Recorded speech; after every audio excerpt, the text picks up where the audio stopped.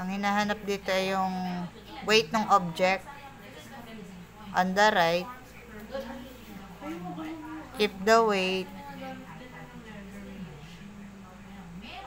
of the first block is 200 Newton. So, remain at rest. Ibig sabihin guys, ito ay under equilibrium. So, ganun ulit, gaya ng sinabi ko, kung saan may hinahanap, puputulin muna natin siya sa dalawa. Ayan, di puputulin natin siya dito. Then, puputulin natin siya dito. Ayan. So, ito yung una nating isa-solve. Ito yung first na isa-solve natin. Kasi nandito yung given. Yung 200 Newton. Ito yung pahuli natin isa-solve. Kasi siya yung nawawala. And tatandaan nyo, isang tali lang yung nagko-connect dyan. So, kung isang tali lang yung nagko-connect dyan, pwede natin sabihin na yung tension dito is yun lang din yung tension dito sa kabila. Kaya isang variable lang yung ating gagamitin dyan. So, itong tension na to, let's say tension T is the same as this tension. And the same as this tension. Kasi isang tali lang yung nagko-connect sa kanila. Malinaw yan ha.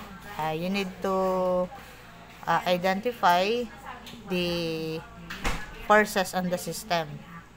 Kasi pag iba-iba ang nilagay nyong variable, mahirap pa kayo mag-solve. So, isang tension lang yan. So, ang una natin gagawin is AFB din natin to. So, dito ko na-erecta ha. Center ng object, downward, is weight. Then, dahil ito ay nakakontact sa surface, may normal force tayo. That is upward, then perpendicular, normal force. Ayan. Lalagay ng label and arrow. Then, meron tayong tension dito. So, in the figure, the friction between the block and the incline is negligible. So, malinaw naman na sinabi na hindi tayo maglalagay ng friction. Kasi, negligible. Nagagets po yun?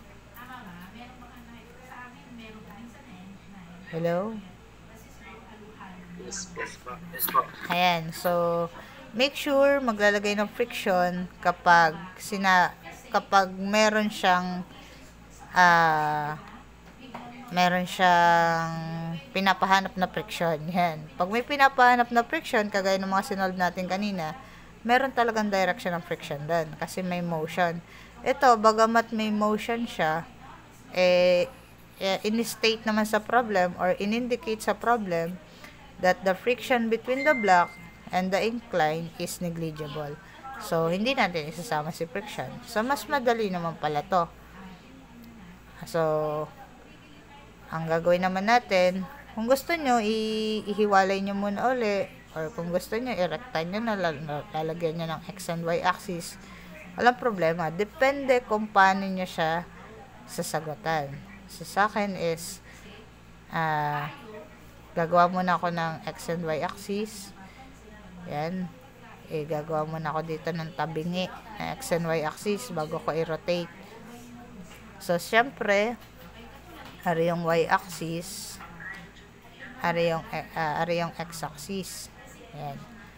So, lalampas dito, mula dito sa ating point of concurrence, si normal force. Then, nandito si weight, nakakapit din yung 35 degree kay Y axis. Then, nandito yung tali na tension. Ayan. So, next, i-rotate natin yung axis.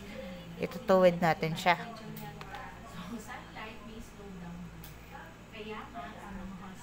So, ito na yung tali na tension. Ito yung normal force. Then, ito yung weight. Kung RA 35 degrees, kunin nyo na agad yung angle sa X. Pa-minus na agad. 90 minus 35. Ano makukuha ang angle natin, guys? Kasi yan ang gagamitin natin sa component. So, ano magiging angle natin dito? 55 po. 55. Ayan. Thank you ha. Mag-participate lang kayo para may kausap ako. Yan. Bagamat nag-chat kayo dyan sa chat box, mahirap kasi na walang kausap. Ayan, so pwede na tong i-component method kasi okay na yung ating pinaka free body diagram. So, ibig sabihin, dediretso na tayo sa summation of forces. Ilagay na natin dito na ang weight ay given as, ang weight daw sa right is 200 Newton.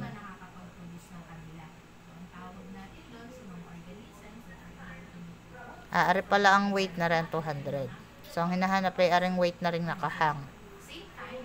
Ayan, so, given naman na 200 Newton block ay ari. Yan, yan ang weight nung block.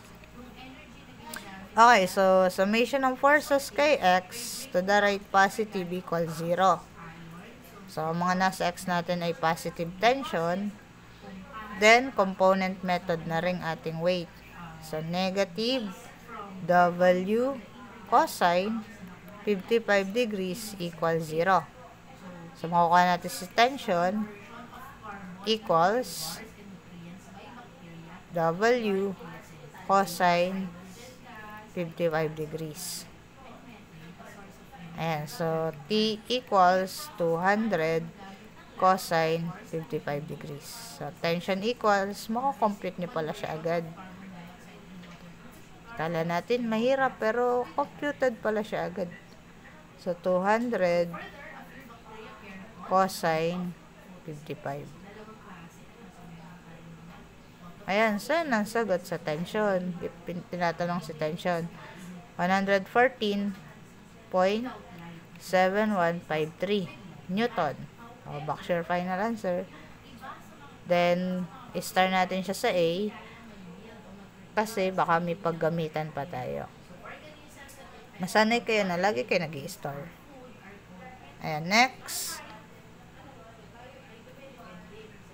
So, magsa-summation forces pa ba tayo sa Y? Kailangan pa ba natin mag-summation sa Y? So, depende kung anong hinahanap. Pero kung hinahanap naman ay tali lang, pwede na tayong dumiretso din kasi nakakuha na tayo ng tali. So, kung i-FBD natin na rin, din sa side, ari na yung ating box, ari na yung weight ng box, ari na yung nasolve natin tali. Yan. So, kahit hindi na tayo kumuha ng normal force, kaya hindi naman siya tinatanong. So, ang tinatanong lang ay, how much must the object on the right weigh if the 200 Newton block is remain at rest. So, kanina, ang dami ko sinusolve kasi gusto ko lang ipakita sa inyo kung paano isolve yung mga friction, mga normal force. Ito, idediretso na natin kung ano talagang hinahanap. So, pagpalagay, hinahanap din ng tension, may sagot na tayo sa tension. Ayan. So, kung weight ang hinahanap, ari na yung FBD niya. Yan. So, ari ulit ang ating y-axis, ari ulit ang x-axis. Manipis pala rin ballpen na rin. Ayan. So, from here, summation ng forces kay y, upward positive, equals 0. Y lang, component lang sa y kasi wala namang, hindi man natin kukunin yung mga sa x. Tsaka nakakapit na siya mismo sa y. Kaya simply T minus W, positive si T pataas, negative si W pababa, equals 0. So, T equals W. So, yung nasolve natin T, yun na rin nasagot sa W. So, W equals 114.7153 Newton. Then, box your final answer. So, ito na po yung sagot. Nagagets class?